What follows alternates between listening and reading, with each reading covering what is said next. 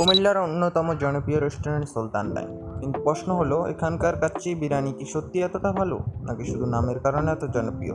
চলুন আজকের ভিডিওতে সব কিছু জেনে নেওয়া যাক।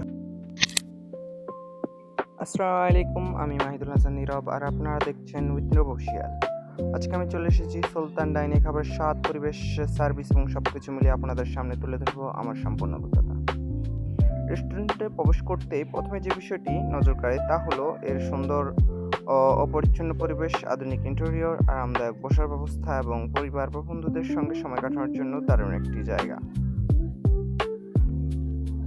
কিছুক্ষণ অপেক্ষার পর আমার টেবিলে চলে এলো সুলতান ডাইনের বিখ্যাত কাচ্চি। প্রথম দেখতেই বিরিয়ানির রং, বড় মাংসের টুকরা আর সুগন্ধ মন কেড়ে নেয়।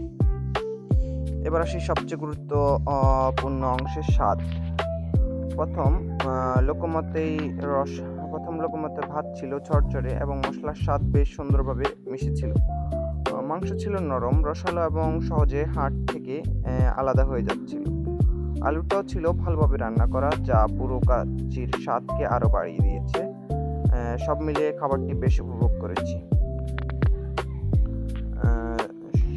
আমার একটা অনেস্ট যে রিভিউ, যদি আমার ব্যক্তিগত মতামত জানাতে চাই তাহলে বলবো খাবারের মান ভালো ছিল, তবে মশলার গভীরতা আরেকটু বেশি হলে স্বাদ সমৃদ্ধ লাগতো। তবু কুমিল্লার ভালো মানের কাচ্চি খেতে চাইলে সুলতান ডাইনে অবশ্যই। I found the best kachi spot in Kumila and you have to see this. তো আজকের মতো আল্লাহ হাফেজ, আবার দেখাবো নতুন কোনো একটি ভিডিওতে।